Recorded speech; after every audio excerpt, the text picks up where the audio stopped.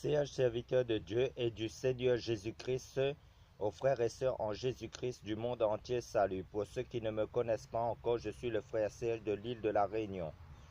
Notre message sera sur la sanctification en Jésus-Christ. Amen. Prenons le livre d'Hébreux chapitre 12. Avant d'entrer dans le vif du sujet du message, prions frères et sœurs.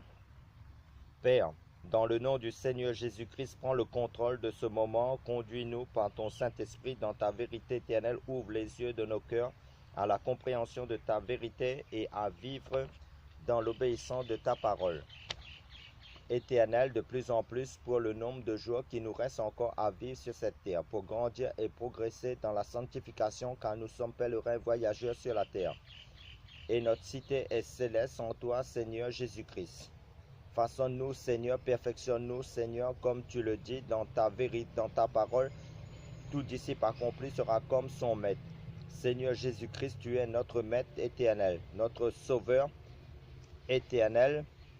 À cause de l'œuvre de la croix, à toi les actions de grâce, la louange, la force, la puissance et la gloire, Père, dans le nom du Seigneur Jésus-Christ. Amen. Comme je l'ai dit, prenons le livre d'Hébreux chapitre 12 verset 14 qui nous dit: de la part de Dieu, recherchez la paix avec tous et la sanctification sans laquelle nul ne verra le Seigneur. Amen. Ça commence bien. Recherchez la paix avec tous et la sanctification sans laquelle nul ne verra le Seigneur. Alors quand on lit ce passage, pour beaucoup de chrétiens, pour beaucoup de personnes, ils se disent: bon, le jour avant le Jésus va revenir, nous allons d'abord vivre notre vie comme nous l'entendons, selon eux, comme on veut d'abord, et juste avant de mourir, selon eux, nous allons confesser nos péchés pour pouvoir voir le Seigneur ce jour-là, ou pour pouvoir ressusciter, ou pour aller au ciel en esprit après la mort, et aller voir le Seigneur. Mais ils se trompent, parce que nous sommes amenés à voir le Seigneur dès maintenant, tous les jours. En hébreu biblique, dans le grec biblique, il n'y a ni le temps passé, ni le temps futur. Il y a seulement que le temps présent. Continue. C'est pour cela que le Seigneur dit à chaque fois: aujourd'hui, aujourd'hui. Dès ta conversion, nous sommes amenés à voir le Seigneur de plusieurs manières. D'abord dans notre marche chrétienne chaque jour, dans notre vie chrétienne à travers des fruits que nous sommes censés porter. Parmi ces fruits, notamment, il y a la sanctification. Nous sommes censés avoir également le Seigneur dans nos projets de mariage, projets d'enfants, dans nos affaires. La parole de Dieu est claire. Celui qui ne travaille pas ne mange pas. Dans tout ce que nous entreprenons, s'il n'y a pas la sanctification, le Seigneur ne sera pas dedans.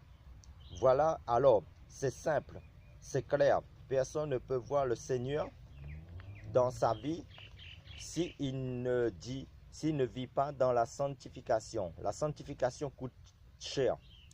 La sanctification, elle est totalement impossible à vivre si on n'a pas encore expérimenté la justification, parce que la sanctification est un fruit que les branches que nous sommes en Jésus-Christ portent. Comme vous le savez, d'un arbre qui est composé d'un tronc, de la racine, des branches ou des sarments. Et les fruits se trouvent au niveau des branches. L'arbre en question, c'est l'arbre de vie, qui est l'image du Seigneur Jésus-Christ. Sur le plan spirituel, comment voulez-vous que les branches ou les sarments que nous sommes portent du fruit, c'est-à-dire la sanctification, si les branches que nous sommes ne sont pas attachées à l'arbre? C'est impossible. En fait, l'arbre qui est Jésus porte les branches ou les sarments que nous sommes. Donc, demander à quelqu'un qui n'est pas converti en Jésus-Christ, c'est impossible. Mais ceux qui sont réellement soumis à la parole de Dieu, c'est ça la vraie conversion. Comment voulez-vous demander à quelqu'un qui n'est pas soumis à la parole de Dieu de se sanctifier? C'est impossible, il ne pourra pas. C'est comme si vous demandez à un enfant de porter des chaussures si cet enfant n'est pas né. C'est impossible, il faut d'abord passer par la naissance d'en haut, notamment si on n'est pas né d'en haut. Si on n'est pas né d'en haut en Jésus-Christ, c'est impossible. Donc, la sanctification, on a bien compris, est vitale. Elle est indispensable pour ceux et celles qui veulent marcher avec le Seigneur, et la sanctification est un fruit. Romains chapitre 6 verset 22 nous déclare: Mais maintenant que vous êtes affranchis du péché et asservis à Dieu, vous avez pour fruit la sanctification et pour fin la vie éternelle. Amen. Vous avez pour fruit la sanctification. Amen. La sanctification est un fruit, voilà. La sanctification est la conséquence de quelque chose. La sanctification est le résultat de quelque chose. Donc la sanctification est la conséquence de l'obéissance à Dieu. D'ailleurs, l'apôtre Paul le dit. Romains chapitre 6, verset 22. Et maintenant que vous êtes affranchis du péché et asservis à Dieu, deux choses. Première chose, il faut être affranchi, d'accord, nous sommes affranchis du péché, mais maintenant vous êtes affranchis du péché et deuxièmement asservis à Dieu. Et là, vous avez pour fruit la sanctification. Vous ne pouvez pas dire à quelqu'un qui n'a jamais été affranchi du péché et asservi à Dieu, c'est-à-dire soumis à Dieu, de se sanctifier. C'est impossible. La sanctification, c'est quoi? Premièrement, affranchi du péché, c'est la première chose que le Seigneur fait. Pourquoi? Parce que personne ne peut s'affranchir de lui-même du péché. C'est impossible. Le péché est une puissance. Le péché signifie celui qui manque le but, celui qui manque la cible. L'apôtre Paul nous dit ce qui donne la force au péché, ce qui révèle le péché, c'est la loi de Dieu.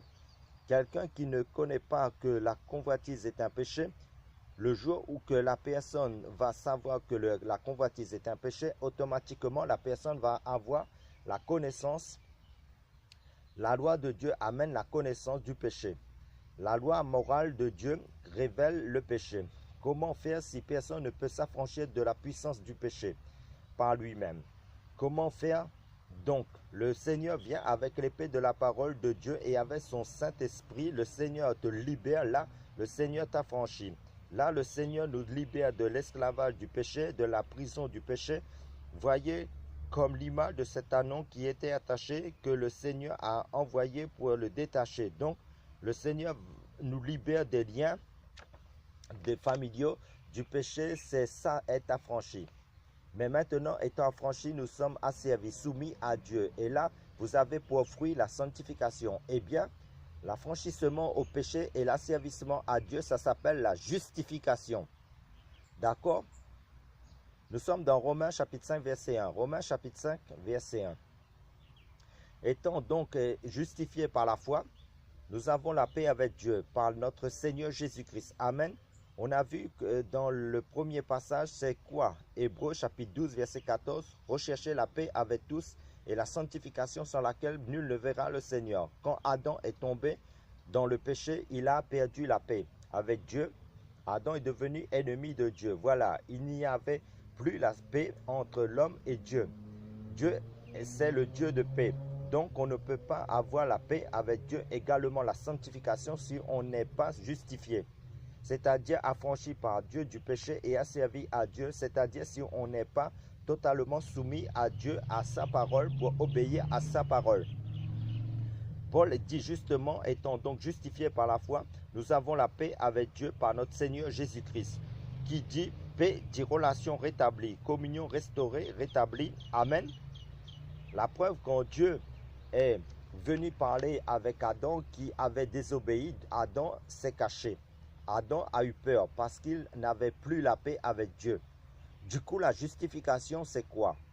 Car on ne peut pas parler de la sanctification, la paix, sans la justification. Ça va ensemble. En fait, la justification, c'est la base, la racine de la sanctification. La justification, c'est un acte légal. Dieu a vu que l'homme avait peur de lui à cause de son péché. Dieu a vu qu'aucun homme ne pouvait pas répondre aux exigences de sa justice divine. Dieu est très exigeant. Sa justice est telle que celui qui coupe le pied droit de quelqu'un, on doit aussi lui couper aussi le pied droit. Tu voles la brebis de quelqu'un, on doit te voler une brebis aussi. Voilà, la justice de Dieu. Alors Dieu est saint. Dieu est juste. Le Seigneur dit dans l'évangile de Matthieu chapitre 5 aux apôtres, soyez parfaits comme votre Père céleste est parfait. C'est impossible humainement. Le Seigneur dit aux apôtres, si votre justice ne dépasse pas celle des pharisiens, vous n'entrerez pas dans le royaume des cieux. Les apôtres se disaient, c'est impossible. Le Seigneur avait mis là-bas très haut. Donc la justice de Dieu est telle que Dieu dit dans le livre du prophète Ésaïe, Ésaïe chapitre 55, à partir du verset 9. Ésaïe chapitre 55, verset 9. Mais autant les cieux sont élevés au-dessus de la terre, autant mes voix sont élevées au-dessus de vos voix, et mes pensées au-dessus de vos pensées. Amen. Cela veut dire quoi? On ne peut pas atteindre, on ne peut pas satisfaire la justice divine de Dieu. C'est impossible. Qu'est-ce que Dieu fait pour nous justifier? Ok, Dieu dit, je prends mon sang pur. Moi, Dieu, je descends au niveau des hommes. Moi, Dieu, je deviens semblable comme eux, comme un homme, comme eux. Sauf que moi, Dieu, je prendrai mon propre sang pur, je transfère dans un corps semblable aux hommes, un corps qui peut souffrir, se fatiguer, avoir faim, avoir soif. Vous vous rendez compte, frères et sœurs, et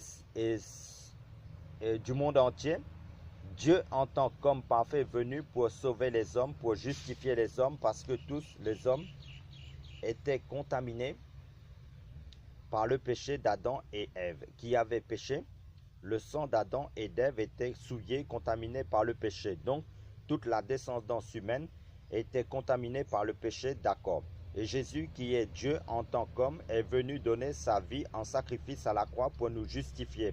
Nous sommes dans le livre au Colossiens chapitre 1, verset 12, qui nous dit « Rendant grâce au Père qui nous a rendus capables d'avoir part à l'héritage des saints dans la lumière, qui nous a délivrés de la puissance des ténèbres et nous a transportés dans le royaume du Fils de son amour, en qui nous avons la rédemption par son sang, à savoir la rémission des péchés. » Amen.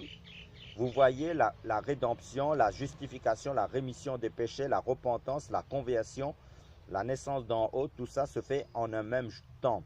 Le même jour, lorsqu'une personne se convertit, cette personne est baptisée du Saint-Esprit. Alléluia! Cette personne est délivrée de la puissance des ténèbres et transportée dans le royaume de Dieu en Jésus-Christ. Donc Adam a péché, Adam a contaminé le sang pur que Dieu lui avait donné. Et Dieu voulait être remboursé de ce sang pur. Donc Adam s'est endetté auprès de Dieu. Parce que Dieu avait soufflé dans les narines d'Adam et Adam est devenu une âme vivante. Et l'âme, c'est le sang. Le livre de Lévitique, chapitre 17, le dit.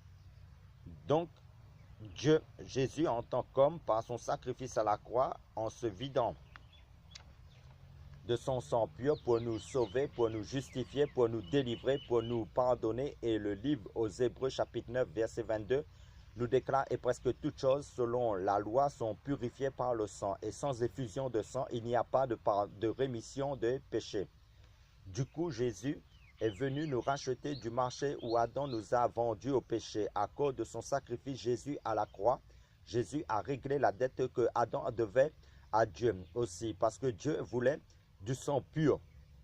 Et Jésus a solutionné ce problème en versant son sang pur. À qui Jésus a payé la rançon. Non à Satan comme certains le disent, mais Jésus a payé la rançon au Père. D'accord? Parce qu'il fallait rembourser la dette d'Adam. Car Adam devait rembourser à Dieu ce sang pur qu'il a reçu de Dieu, que Adam a contaminé par le péché. Et seul Dieu, Jésus, en tant qu'homme, a pu rembourser ce sang pur à Dieu.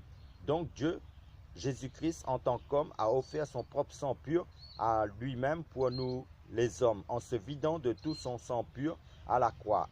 Amen. Alléluia. Du coup, vous comprenez qu'il nous est dit dans 100 effusions de sang, il n'y a pas de pardon des péchés. Du coup, Jésus nous a sortis du marché du péché que Adam nous a vendu au péché, au démon. Jésus nous a achetés, sortis, extraits de ce marché des ténèbres. Jésus nous a délivrés de ce marché des ténèbres. Jésus a fait tout cela, mais Jésus n'est pas resté là. Qu'est-ce que Jésus a fait aussi? Jésus nous a transféré aussi son propre sang pur en nous pour la vie éternelle. Alléluia. En gros, c'est cela la justification en Jésus-Christ, grâce à notre Seigneur Jésus-Christ. Amen. Alléluia. Du coup, quand le Père nous voit, le Père voit le sang pur de Jésus à travers nous. Du coup, le Père ne peut pas te frapper. Sa justice divine ne peut pas tomber sur toi parce qu'il voit le sang saint de Jésus sur toi. Parce que le sang pur de Jésus en toi parle mieux que le sang d'Abel. Vous comprenez? Donc, si vous êtes dans la justification de Dieu, normalement, la conséquence de la justification, c'est la sanctification. Amen. Demandez à un esclave qui est encore sur le marché du péché, qui n'est pas délivré de ce marché, qui n'est pas encore affranchi, justifié. L'esclave dira, c'est impossible. La sanctification, vous saisissez? Le livre de Romains chapitre 8, versets 29 à 30, qui nous fait entendre et voir clairement, car ceux qu'il a connus d'avance, il les a aussi prédestinés à être conformes à l'image de son Fils, afin qu'il soit le premier-né de beaucoup de frères. Et ceux qu'il a prédestinés, il les a aussi appelés. Et ceux qu'il a appelés, il les a aussi justifiés. Vous voyez ceux qu'il a appelés. Il les a aussi justifiés. C'est ça. Dieu te voit juste. Voilà, ce n'est pas de l'orgueil. Si tu es en Christ, tu es juste. Donc, un juste forcément se sanctifie. Un juste vit forcément dans la sanctification. Dans le livre d'Apocalypse, chapitre 22, verset 11, qui nous dit que celui qui est injuste soit encore injuste, et que celui qui est souillé se souille encore, et que celui qui est juste pratique encore la justice, et que celui qui est saint se sanctifie encore. Vous voyez, si on n'est pas sanctifié par Dieu en Christ, d'abord, justifié par Dieu, on ne peut pas se sanctifier. Voilà, la sanctification est un fruit qu'on trouve seulement dans le royaume de Dieu. Tu es justifié par Dieu. En Christ, tu es déclaré juste et transporté dans le royaume de Dieu. Comme quand Dieu a créé Adam et Ève, d'abord, Dieu avait créé le jardin d'Éden avec les arbres fruitiers pour que Adam et Ève puissent être placés dans ce jardin d'Éden et qu'ils puissent manger ses fruits, goûter ses fruits dans le jardin d'Éden que Dieu avait tout créé. Donc Dieu te fait naître de nouveau en Christ et t'amène dans son royaume pour goûter ses fruits, comme la sanctification, qui est un de ses fruits parmi tant d'autres, qui se trouve seulement dans le royaume de Dieu. En Christ, allons dans le livre de Romains chapitre 11, verset 17, qui nous informe, mais si quelques-unes des branches ont été retranchées, si toi qui étais un olivier sauvage, tu as été greffé à leur place, et rendu participant de la racine et de la graisse de l'olivier, ne te glorifie pas contre ces branches. Car si tu te glorifies, ce n'est pas toi qui portes la racine, mais c'est la racine qui te porte. Amen.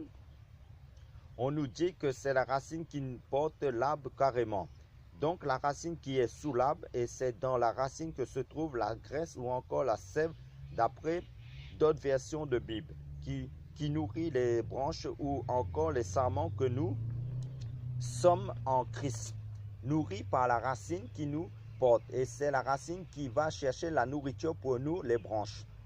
Voilà, donc la sanctification vient de la racine parce que la sanctification, la graisse ou encore la sève, c'est l'image de la vie.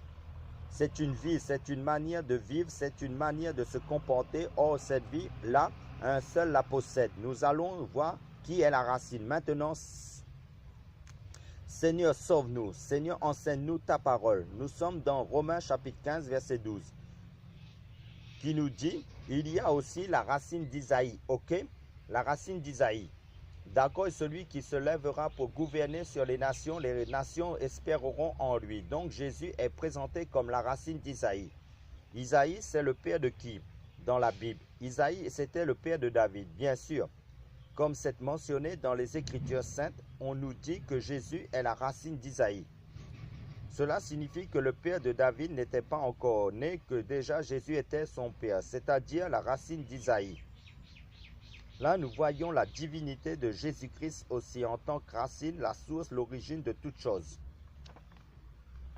Concernant les choses de Dieu, là, c'est l'apôtre Paul qui nous témoigne de Jésus-Christ au livre aux Romains en tant que racine. Voyons un autre témoignage de Jésus-Christ en tant que racine, celle de l'apôtre Jean dans le livre d'Apocalypse, chapitre 5, verset 5, qui nous déclare « Et l'un des anciens me dit, ne pleure pas, voici le lion qui vient de la tribu de Juda, de la racine de David, a vaincu pour ouvrir le livre et pour en rompre les 7 sceaux. » Nous allons voir un troisième témoignage. Jésus-Christ lui-même témoigne de lui-même. Apocalypse chapitre 22, verset 16.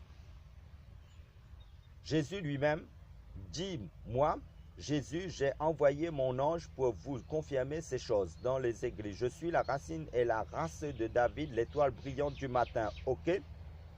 Oh mon Dieu, mon roi, c'est merveilleux. En règle générale, la racine, on ne le voit pratiquement pas. C'est pas parce qu'on ne le voit pas qu'il n'existe pas. Alléluia! Comment sait-on qu'un arbre est balèze? C'est à la résistance de ses racines. Face au vent, voyez un tourbillon, une tempête vient, malgré cela, l'arbre tient toujours. Jésus dit, tu es pire. Là, ce qu'il faut comprendre, saisir, c'est l'image de Jésus en tant que le roc. Le rocher, c'est aussi la racine. Moi, Jésus, je bâtirai mon église parce que la racine qui est Jésus te tient, toi, église, membre du corps du Christ. Toi, les branches, la branche ou les branches, Jésus te tient, toi, église. Les démons, les épreuves, les combats, les sorciers, le diable vont te faire la guerre, mais ne pourra pas t'ébranler, t'avoir, car Dieu, le Seigneur Jésus-Christ, te tient solidement en lui. Jésus-Christ, la racine, te porte la branche, les branches que tu es église.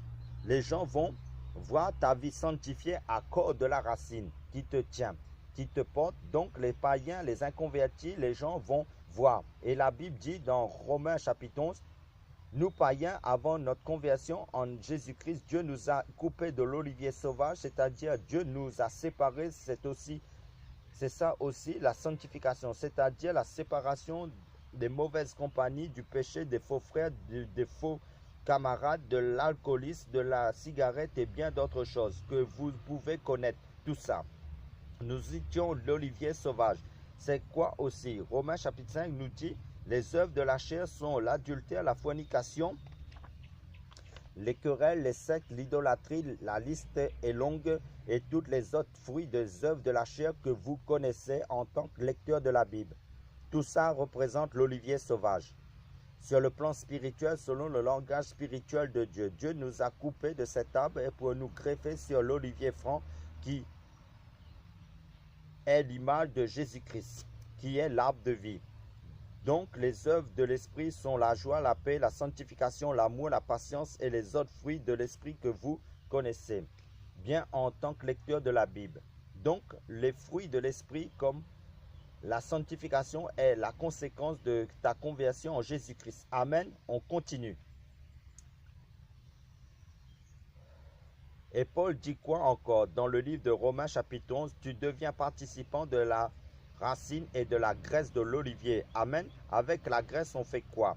La graisse nous parle aussi de l'huile sainte, de l'huile d'olive. Quand on parle de la sanctification en profondeur, on ne peut que parler de l'huile d'olive. Regardez, nous sommes dans le livre d'Exode chapitre 30.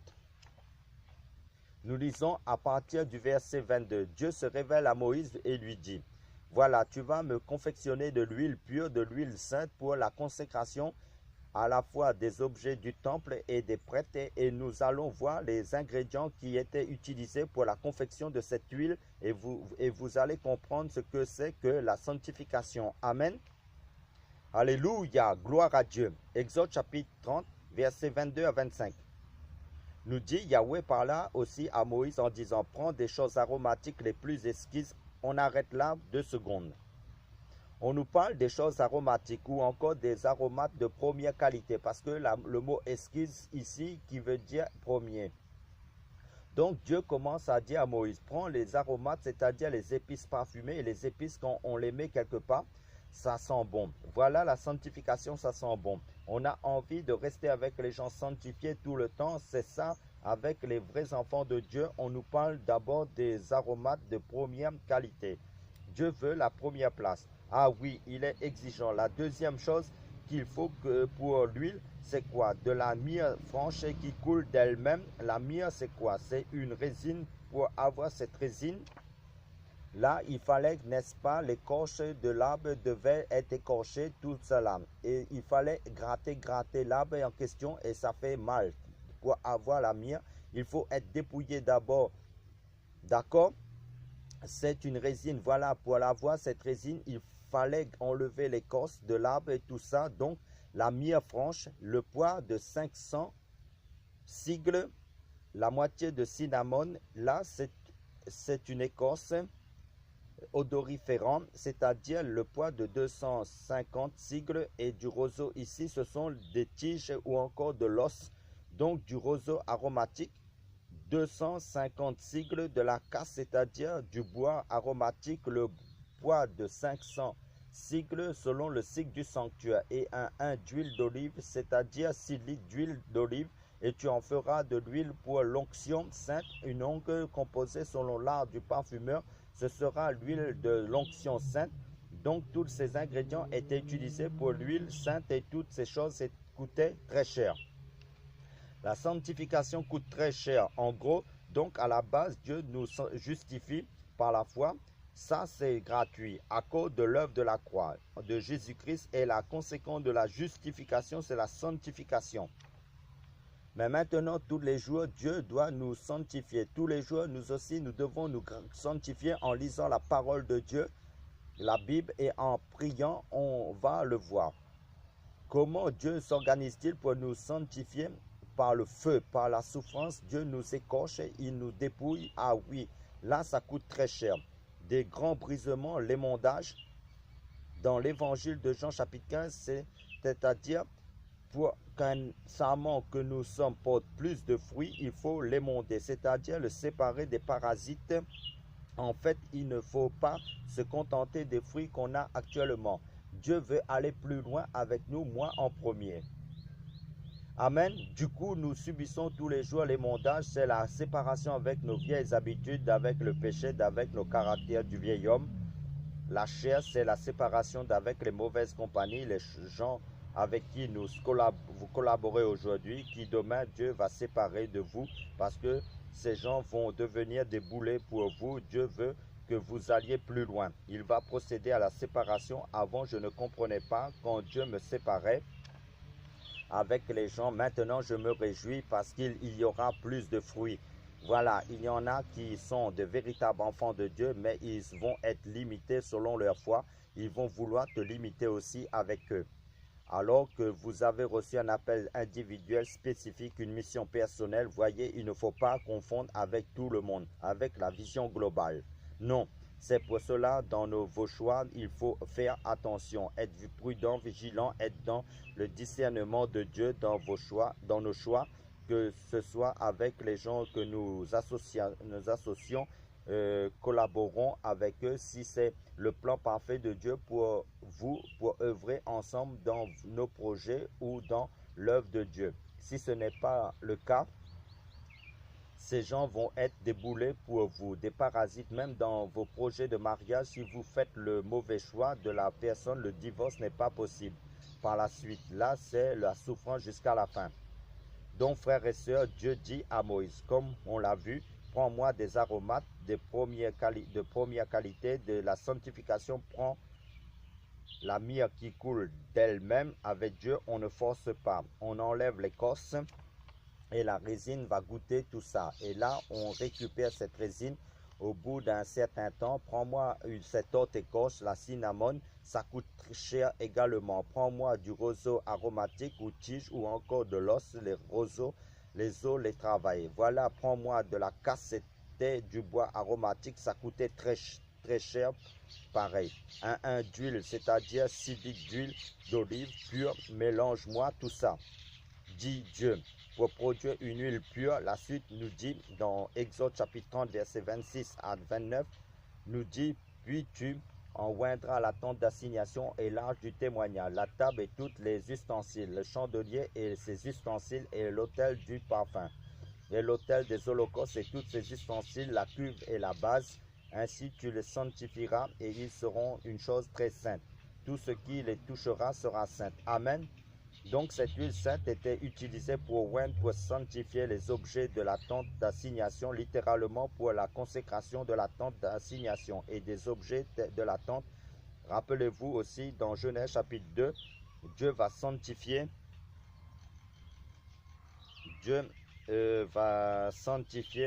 le 7e jour, c'est consacré. Donc la sanctification là, c'est la consécration. Dieu te met à part. Quand Dieu met quelqu'un à part pour son œuvre, quand Dieu la sanctifie, si vous voulez le tuer, Dieu peut vous tuer. La personne est réservée. C'est pour cela David disait aux gens, je ne veux pas toucher à Saül. Il a porté l'onction parce qu'il était consacré. C'est son affaire avec Dieu. Dieu va s'en occuper. c'est pas avec les hommes qu'on a affaire, mais c'est avec Dieu. Mais mes amis, l'huile était d'abord utilisée pour les objets d'abord de la tente, mais vous rendez compte, tu vas les mettre à part. Toutes les personnes qui vont les toucher vont avoir affaire à moi. Dieu, Usa a touché l'arche qui l'a tué. C'est dans la Bible. Les Philistins ont voulu toucher l'arche qui était consacrée. Ils ont eu les hémorroïdes. Ça nous interpelle. Non, Usa, il a seulement touché l'arche. Il n'était pas lévite. L'arche devait être portée par des lévites. Mais là, ils ont mis sur un char avec des animaux qui le transportaient.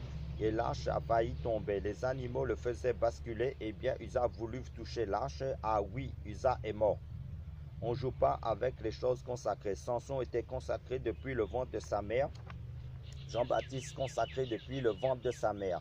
Mis à part, quand Dieu met quelqu'un à part, c'est pour un travail bien précis, pour une œuvre bien précise. Si tu touches à la personne, tu vas avoir affaire à Dieu.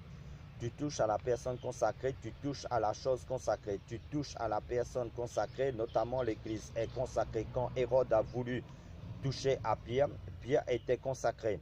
Dieu a frappé Hérode. Un ange est descendu et l'a tué. On continue.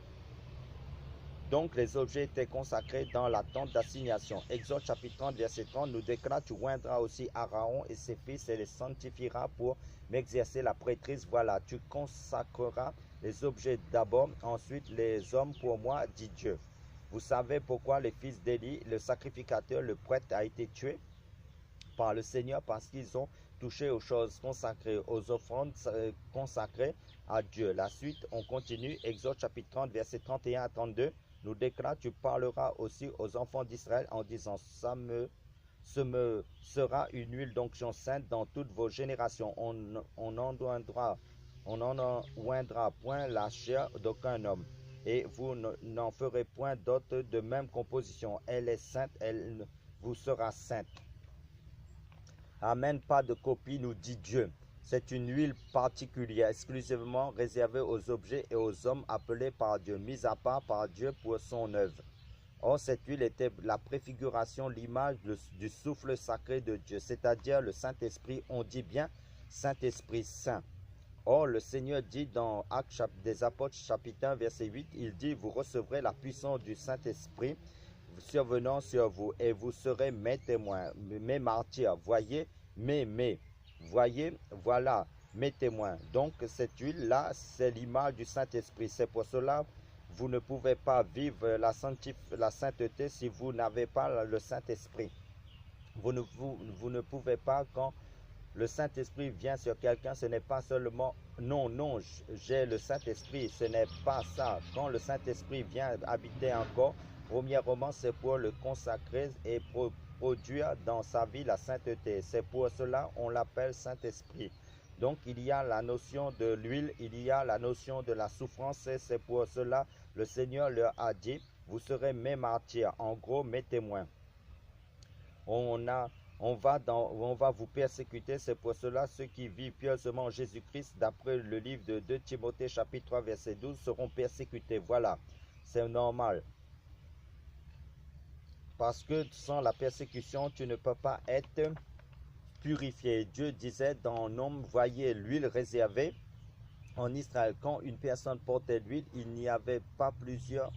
Il y avait les rois, les prêtres et les prophètes. Regardez bien, quand une personne, l'huile d'onction était sur sa tête, l'esprit commençait à la saisir et tout le monde le reconnaissait.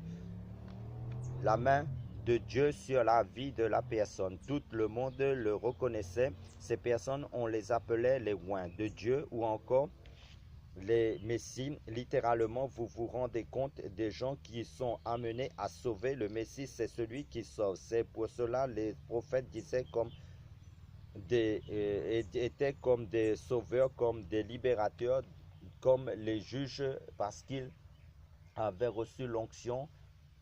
Donc, si on n'a pas reçu l'onction, l'huile sur sa tête, le Saint-Esprit, on ne peut pas faire l'œuvre de Dieu. Tu vas t'exposer aux défis, au combat, aux démons. Ça, c'est une parenthèse. Je referme la parenthèse.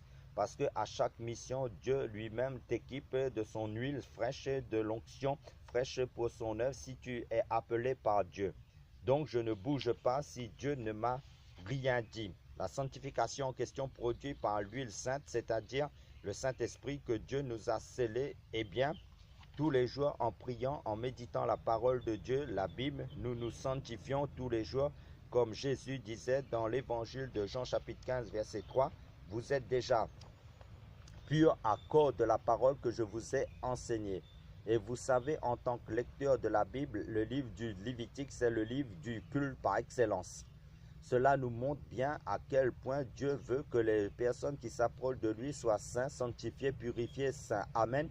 C'est pourquoi l'auteur au livre des Hébreux chapitre 12 verset 14 nous dit « Recherchez la paix avec tous et la sanctification sans laquelle nul ne verra le Seigneur. » Ben oui, Lévitique le disait, parce que c'est la sanctification produite par le Saint-Esprit en nous, la graisse, l'huile, qui fait l'œuvre de Dieu. Si tu restes dans l'obéissance de la parole de Dieu, tu demeures dans la sanctification produite par le Saint-Esprit en nous. C'est Dieu qui produit cela en nous ici, si tu obéis à la parole de Dieu. C'est pourquoi la sanctification est une vie. C'est aussi le sel pour donner du goût, c'est aussi un parfum, c'est-à-dire le parfum de Christ. Comme c'est dit dans le livre de 2 Corinthiens chapitre 2 verset 14 à 17. Vous voyez, frères et sœurs, du monde entier, et Dieu nous exhorte à ne pas sortir de la sanctification. Nous sommes dans Ecclésiaste chapitre 9 verset 8. Nous dit que tes vêtements soient blancs en tout temps et que le parfum ou l'huile dans d'autres versions de Bible ne manque point sur ta tête. Vous voyez, frères et sœurs, la sanctification, le Seigneur dit quoi encore? Il dresse une table en face de toi devant tes adversaires et il oint ta tête d'huile et ta coupe va déborder. Amen.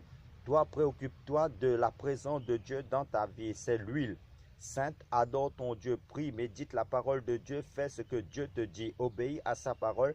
Préoccupe-toi de sa présence dans ta vie. Amen. Pour conclure notre message, prions, frères et sœurs. Père, sois loué. Sois glorifié pour toutes ces âmes que tu sauves, que tu touches dans les nations. Seigneur, sois loué pour toutes ces conversions que tu opères dans le monde, pour toutes tes hauts faits. Seigneur, merci.